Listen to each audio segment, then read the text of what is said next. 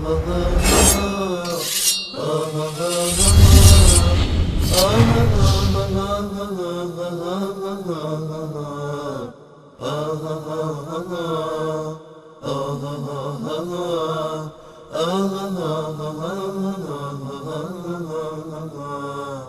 به رسول الله صلی الله علیه و سلم از زبان آخوند قزوینی هم یک مطلبی رو داریم که کلیپشو من اینجا خدمتون پخش میکنم و انشالله بعد از اون طریقی خواهیم داشت روی این حرفا. مواقف قیامت انبیا میان خدمت نبی مکرم برای وساطت و توسل. در صحیح بخاری هم از انبیا به پیغمبر اکرم متوسل میشن. حضرت رسول اکرم انبیا را میارد پیش زهرای مرضیه. زهرا جان، پیامبران در خانه ما دخیل آمدن، برای همچه روزی چه تهیه کرده ای؟ پیش خدا چی میخوای واسطه ببری که خدای عالم به برکت ما عنایتش رو شامل حال پیامبران کند؟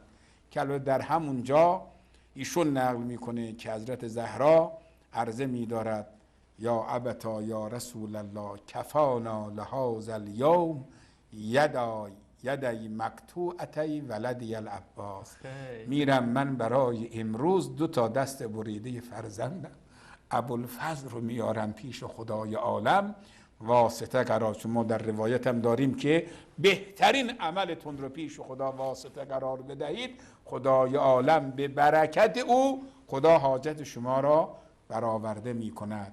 این اولا جایگاه حضرت زهرا پیش پیغمبر مشخص شد، جایگاه پیامبر در نزد پیامبران و جایگاه آقا قمر بنی هاشم فدای غبار حرمش، فدای غبار حرمش، فدای غبار حرمش برم پیش حضرت زهرا سلام الله علیها رو.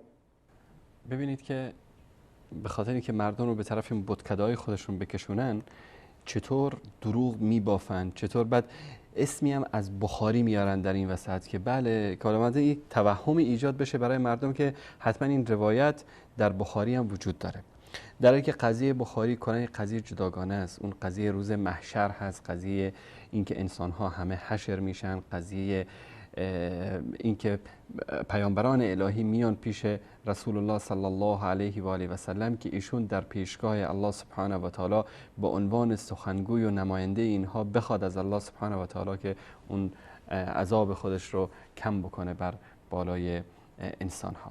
این ربطی به قضیه توسل و این چیزا نداره. اما ببینید که رسول الله صلی الله علیه و سلم با اون شأن و منزلتی که دارن میرن پیش کی؟ میرن پیش فاطمه زهرا رضی الله تعالی عنها، متوسل میشن به ایشون تا که از اون به اصطلاح وضعیت اینها رو نجات بده. ببینید این دقیقاً همون کلیپی رو ما یک زمانی پخش کرده بودیم که یکی از این آخوندا، یکی از نوح سرایینا در حسینیه میگه که لا اله الا زهرا. این دقیقاً همون درجه ای است که فاطمه زهرا رو برتر از پیامبر صلی الله علیه و آله و سلم میدانن. من در مورد این مطلب فقط همین کافی است که روایتی رو از نهج البلاغه خدمت شما عزیزان نشون بدم که در این روایت سیدنا علی رضی الله تعالی عنه چگونه بیان میکنه که احمد جان اگر این رو نشون بدید. این در صفحه 529 در خطبه 31 نهج البلاغه است.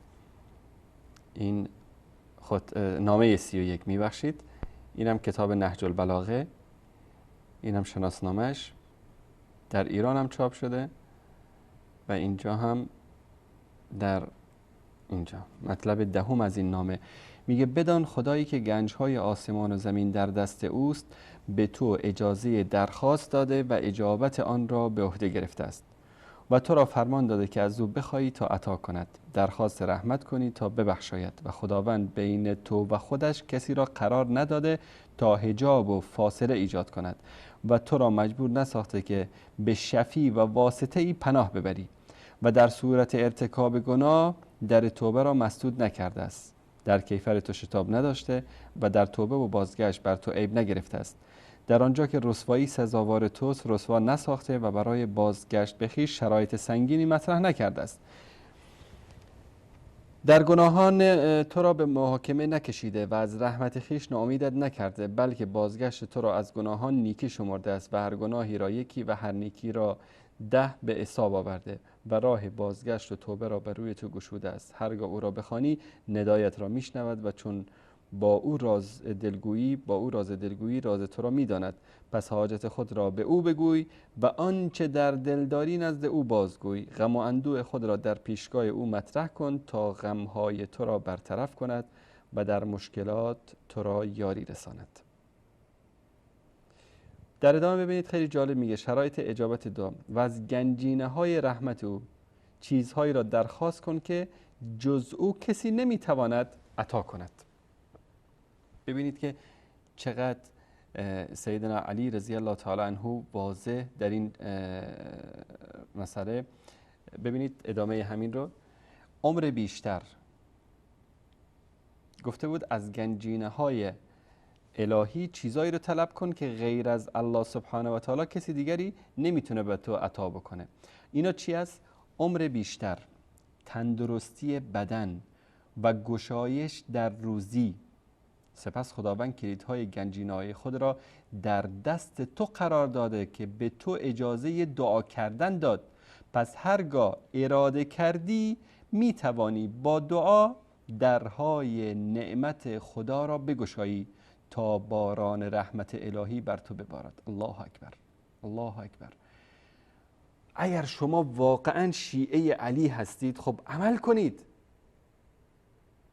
کنید به این فرموده سیدنا علی رضی الله تعالی عنه. ببینید که چه زیبا در اینجا بیان میکنه که و اگر شما آن چیزی که در بین دعایتون چیزایی رو بخواید که غیر از الله سبحانه و تعالی کسی دیگری نمیتونه عطا بکنه.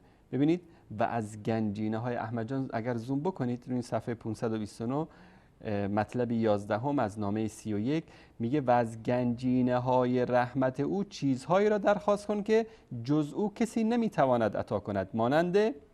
مانند چی؟ عمر بیشتر، تندرستی بدن، گشایش در روزی. اینا مسائلی است که امروز ببینید چقدر شیعیان به این امامزاده ها و به این زیارتگاه ها میرن. به خاطر چی؟ به خاطر همین مطالب. بعدش هم خیلی هم خوشحاله، تو عاشورا هم سر کله خودش میزنه که من شیعه علی هستم. خاک بر سر تو که شیعه علی هستی. تو شیعه عبدالله ابن سبع یهودی هستی. تو شیعه آخوند گمراه جاهل نادان هستی. شیعه واقعی علی به این سخن علی عمل میکنه. ببینید که در ادامه چی میگه. میگه پس هرگاه اراده کردی میتوانی با دعا درهای نعمت خدا را بگشایی تا باران رحمت الهی بر تو ببارد. هرگز از تأخیر اجابت دعا ناامید مباش، زیرا بخشش الهی به اندازه نیت است. گاه در اجابت دعا تأخیر می شود تا پاداش درخواست کننده بیشتر و جزای آرزومند کاملتر شود.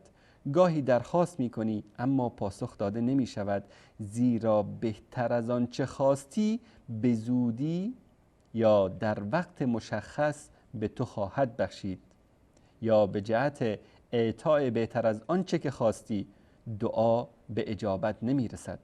زیرا چه بسا خواسته هایی داری که اگر داده شود مایه هلاکت دین تو خواهد شد. پس خواسته های تو به گونه‌ای باشد که جمال و زیبایی تو را تامین و رنج و سختی را از تو دور کند. پس نه مال دنیا برای تو پایدار و نه تو برای مال دنیا باقی خواهی ماند. ببینید سیدنا علی رضی الله تعالی عنه در اینجا میاد چه زیبا میگه که الله بین خودش و بین تو واسطه قرار نداده، شفیع قرار نداده. پس چرا به ندای الهی لبیک نمیگویید وقتی که الله سبحانه و تعالی میگه ادعونی استجب لکم، مرا بخوانید تا شما را عبادت کنم. فلا تدعوا مع الله احدا، با الله کسی را نخوانید، هیچ کسی رو نخوانید با الله سبحانه و تعالی، زیرا اگر کسی رو با الله خواستید سبب میشه که مرتکب گناه شرک بشید. این کتاب رو نه وهابی‌ها چاپ کردن نه اهل سنت اینو توطئه کردن بر علیه شما. کتاب برید نامه 31 نهج البلاغه مطلب 10 و 11 رو بخونید، ببینید که علی رضی الله تعالی عنه چی میگه. بعد از اون بشینید با خودتون فکر بکنید و این زندگی خودتون رو مرور بکنید، اعمال و کردارتون رو مرور بکنید. آیا واقعا پیرو علی هستید؟ آیا واقعا شیعه علی هستید؟ قل این کنتم تحبون الله فاتبعونی یحببکم الله. اگر واقعا ادعای محبت الله میکنید از من پیامبر اطاعت بکنید تا الله سبحانه و تعالی شما رو هدایت بکنه. کسی که ادعای محبت کسی میکنه از اون باید اطاعت بکنه، از اون باید پیروی بکنه، نه اینکه بله بشینه تو خونه من شیعه علی هستم اما موقع اطاعت از هوای نفس خود اطاعت بکنه.